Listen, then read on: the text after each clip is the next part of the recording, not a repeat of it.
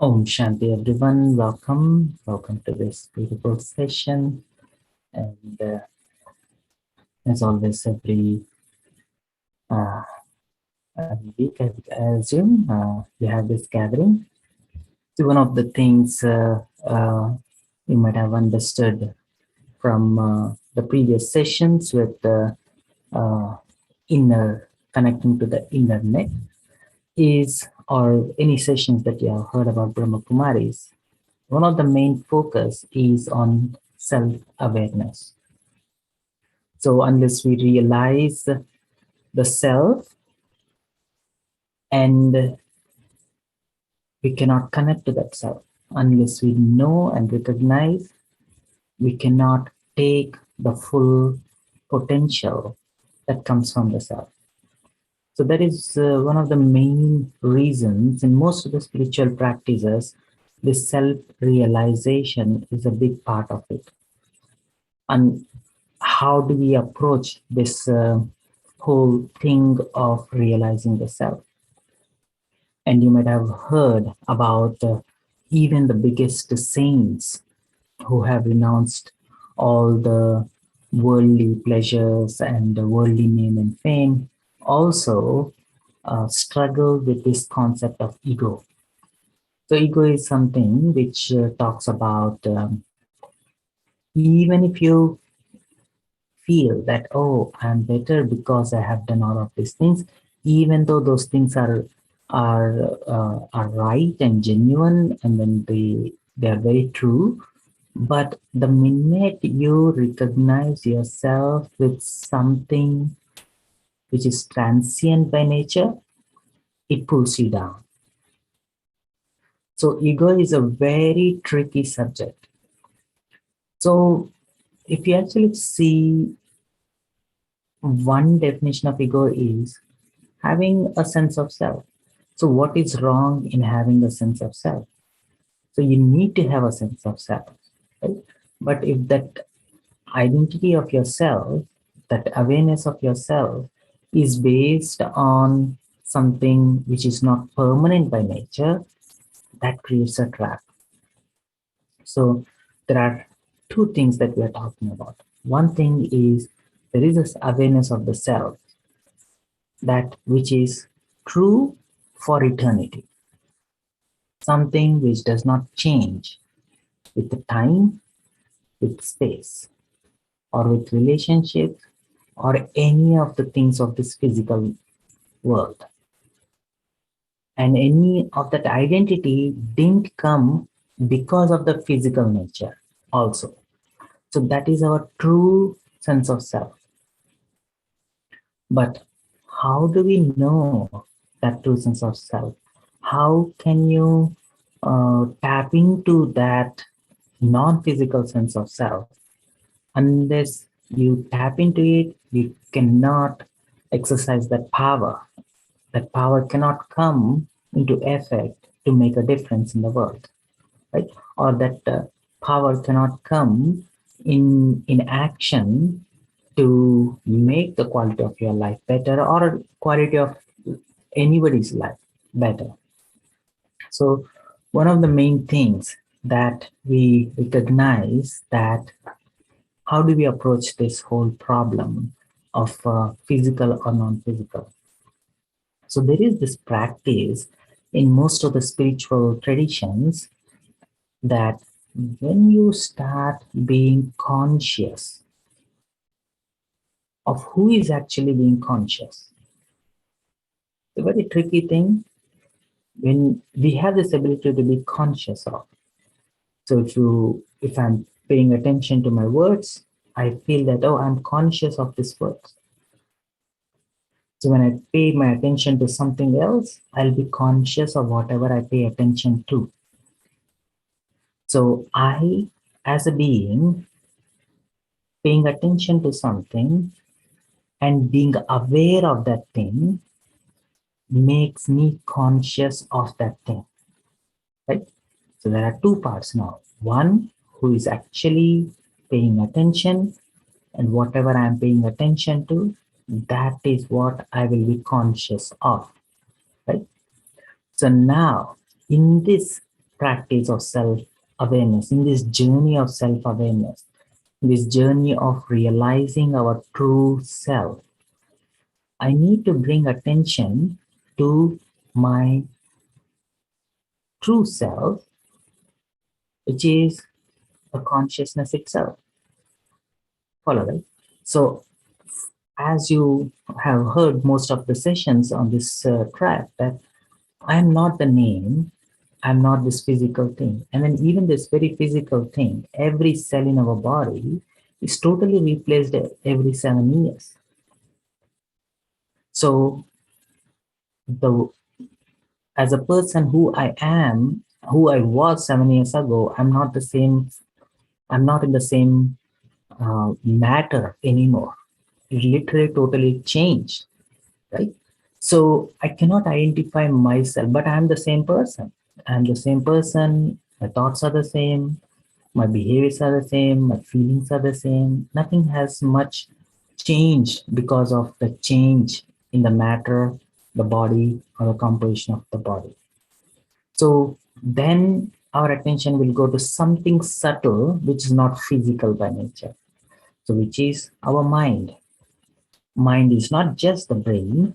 Brain is the interface between our mind, which is a non-physical thing, and this physical matter.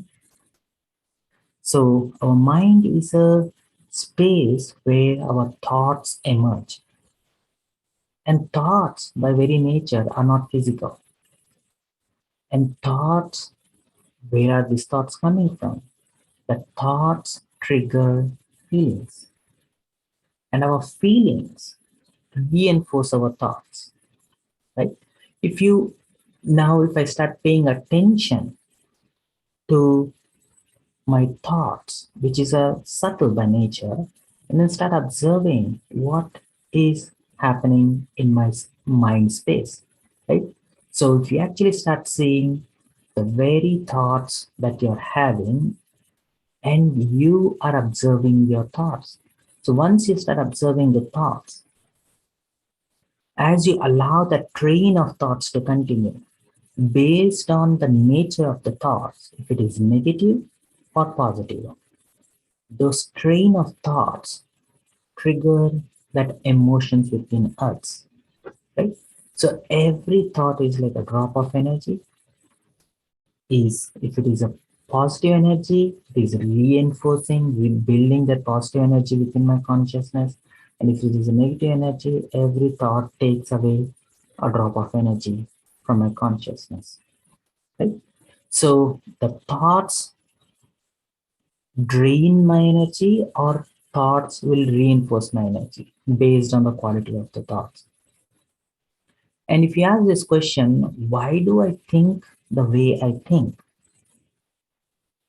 And now, where does this question come? Only when you pay attention to what's happening in the mind, right? Why do I think the way I think? Where are these thoughts coming from? At one side, you think that I want to think positive so that I feel positive, I feel empowered.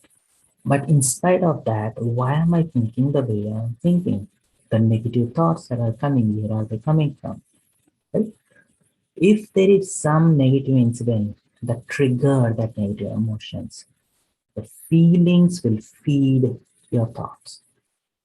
Thoughts can trigger feelings, feelings can trigger thoughts, right? So we start understanding the very dynamics of the thoughts and emotions by paying attention to it, right? So, and now you start going little bit further. So why do I think negative, or why do I think positive?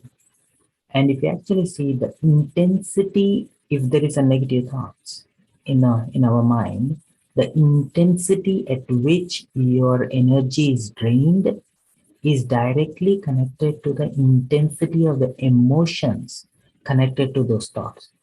If you're really upset with something, as you continue to think about that situation or a person or an incident, you feel very drained, very exhausted. because every thought is charged with an emotion. Follow it. And if you start having a positive thought with a similar intensity, you can feel that it is so uplifting, right? So now there is a third dimension to this. There is thoughts, there is emotion, and then there is the intensity connected to that emotion. Now comes to the question, what defines the intensity? Right? So, and again, coming back to the topic, how much it means, how much that person or a situation, incident, which is connected to this thought, means to me as a being. If that situation means a lot to you, and if it is not going and it is affecting your sense of self, then the intensity of the thoughts will be very strong. So it is everything that we are relating to. There are two components. One is me and the object which you are trying to relate to. It could be an incident, it could be a person, or it could be um, uh, an object. Right? So there is always a equation. In this equation, there is a self connected to that equation. How are you identifying yourself in relation to that thing?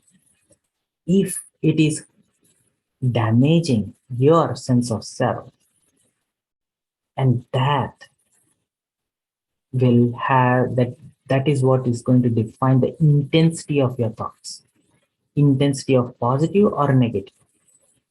All right. And now if you start, just it's a simple concept that you might have heard. There are negative thoughts, there are waste thoughts, there are neutral thoughts, and then there is positive thoughts. But what is defining whole of the spectrum? In the spectrum, on the side of negative thoughts, there is ego connected.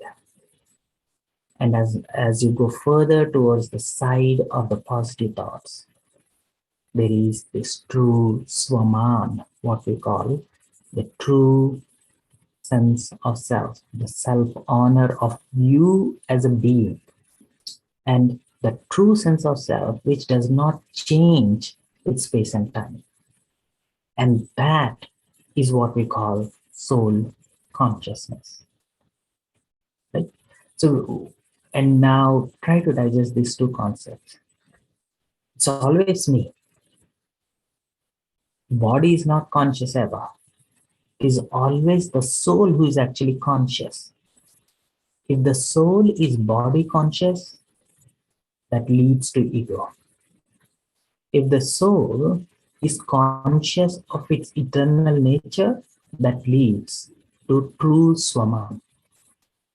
So more you come closer to your true Swaman, more your power starts coming alive. More you come closer to your true self, eternal self, more you get access to that spiritual powers. Because you yourself are a being of spirit, but when you are not aware of that you are a spiritual being, you lose access to all those spiritual powers. And that is the power of awareness. Right? So, and again, there is on one spectrum, there is a whole ego which is built based on these transient experiences of the world. There is this name, there is fame, there is honor, there is the social status, there is a gender, there is a color, there is a caste, and there are so many things that which are connected to the body or where you have taken birth, right? There is even the region, the language that we speak. We take pride in that, right? Culture, customs, and all of those things. We start taking pride in that. But all of those things are transient by nature. those are not the characteristics of the soul itself, right? If I start identifying with that limited or transient characteristics of the body as me, I will not get access to those spiritual powers. And whole of that awareness is what we call body consciousness, or that ego which is built based on something that is done to you or done by you or by the very nature of the birth that where we have taken. Right? So whereas the spiritual awareness, which is the true awareness, which is your true sense of self, irrespective of the time. And that is what means eternal awareness of the self. When I'm truly aware of who I am beyond time. When I say beyond space, beyond this physical world. And this physical realm is based on space and time. As the time keeps changing, the people who are in your life keeps changing. The very nature of the people keeps changing. What you feel about somebody today, you may not feel exact same way tomorrow. Our feelings towards people change. Our people's feelings towards us keeps changing. As there is this constant change, the nature of the relationship with that person is also constantly changing. And this is the world of constant change. So any identity of the self, which is created based on this constantly changing thing, takes you away from your eternal powers, which is your spiritual powers. I just want to give a pause on that note. If anyone have any questions or comments, feel free to unmute yourself. It's a little deep concept. You can leave questions in the chat if you have, or comments if you have on this topic, because it's a very subtle thing.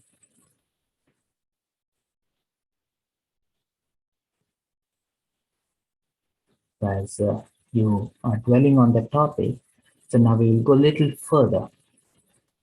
But over a period of time, so many things have happened to us, or so many things have been done by us.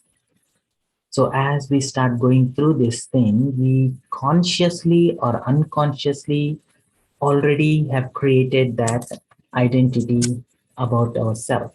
So in other words, this limited consciousness is already created inside. Now, how are we going to transcend this? And now that is where Pratyeka meditation comes into picture. So what do we do when we meditate? So as we meditate, first step of meditation is understanding. So once you have this sense of clarity that I am not my experiences, I am not the story, I am definitely not the body, definitely not what people tell about me. And as I start going through this journey, you slowly start, as you step back and then start observing what's happening in your mind and what's happening in your heart space, you start observing is the things that is filled in my heart based on anything transient. If it is transient, you take your attention away from it. And then you start focusing on that which is not transient by nature. And now comes the question, like, how do I know what is not transient by nature? So we have this ability. There is something called thought experiments that we do in the world of science. What do? We take an idea and then we try to meditate on that thought. So when we say meditate on that thought, you understand that thought, you try to allow the thought to convert into an awareness. What does awareness and the thoughts differ? So if you want to simplify that, so the minute you start recognizing that, for example, I am a conscious being, but I'm not a physical thing. That is an idea. So now, and this conscious thing is an energy, but it is not a physical energy. This is a spiritual energy. And now you can go think further and say, like, what is the spiritual energy made up of? And this is the energy of life. This is the seed that makes this body animate. This energy is made up of the energy of love. And love is not just an action. Love is a living energy by itself. So when I try to hold this awareness, I try to visualize that, and I slowly start painting this complete picture on the screen of my mind. So you try to collect as much understanding that we can come up with this awareness, with this understanding of the soul. And then as you have this understanding, you try to paint the picture, and then you try to sit in that awareness. And you're not just visualizing, you're creating the whole mindset. So when the whole mindset is created, and then you allow the energy behind that mindset to slowly start transforming. And so that is when the energy will start totally starts transforming. So when I say that I, the soul, am a living energy, so you start feeling that energy of real spirit comes alive in the mind space, and it slowly starts filling your heart. So now you're not just understanding by reasoning, but now you're taking it to the next level. You also start feeling the energy. So as you start feeling the energy, it slowly start realizing that that energy is not coming from somewhere outside. That energy is coming from within yourself, right? And then you slowly start coming closer to what you are actually feeling. And then you slowly start getting absorbed in that sense of self. And then you start feeling that I am this living energy. First thing is understanding, second thing is feeling, and third thing is staying absorbed in that feeling. And as you start getting absorbed, you not only feel it, now you also start feeling the power. You feel the power of that life force coming alive, power of love coming alive. And the power of love has an ability to transform. You know, any energy has an ability to transform. If there is a heat, heat has an ability to melt and transform. Follow it? So in the same way, once I convert an awareness into a feeling, into an energy, into a power, and then there is something starts changing within your consciousness. And what is actually changing? Your sense of self, your self-awareness starts changing.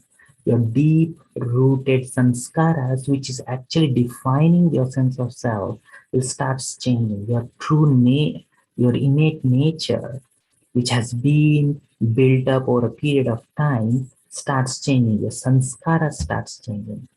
As it starts melting in this powerful state, you slowly start getting transformed into that presence. So, hope follow the question. I see there is a question. Is there any role for observing silence? Oh, very much. What is silence? Silence is not emptiness. Silence is not nothingness. Silence definitely is going beyond the noise. Noise is something which is not relevant to what you are meditating on. Right? So when you're meditating on the soul, your sense, your true self as a soul. If any thoughts come up, like if the thought comes up like, oh, maybe it is almost 11 o'clock. What am I going to have for lunch? That is not relevant. That is a noise with reference to what your intention is, right? So when we are talking about silence, you want to take away all of this noise. Your focus, if it may pop up in your head, but you don't pay attention to that, or in other words, you don't feed that thought, or even you don't even make a judgment saying like, why am I thinking like this? More you come out with a strong emotion, it starts persisting. Or in other words, there is a saying, anything that you resist harder, it persists longer, right? So there is a big role the silence plays in the process of meditation. As you start slowing down, means as you're removing all of that thing which is not relevant to what you're actually meditating on. So then your focus is only on that one thought, one awareness, one experience, one feeling, and staying absorbed in that powerful state. Okay? So that is that. Let's take a minute to just try for yourself. I literally have 60 seconds. So wherever you are, just slow down and just pay attention to how you feel.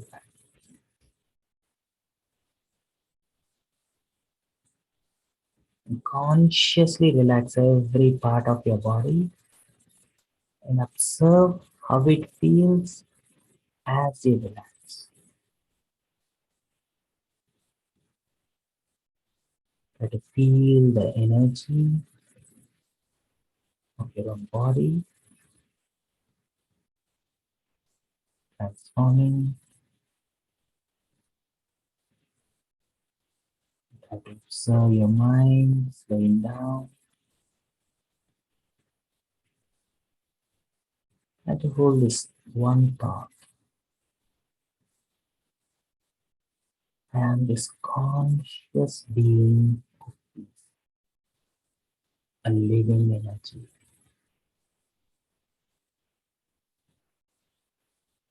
On the screen of your mind, try to visualize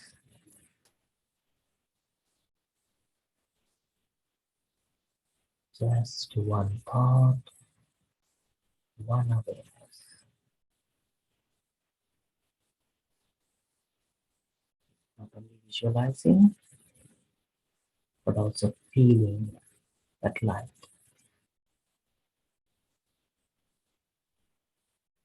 Absorb the light and become the light.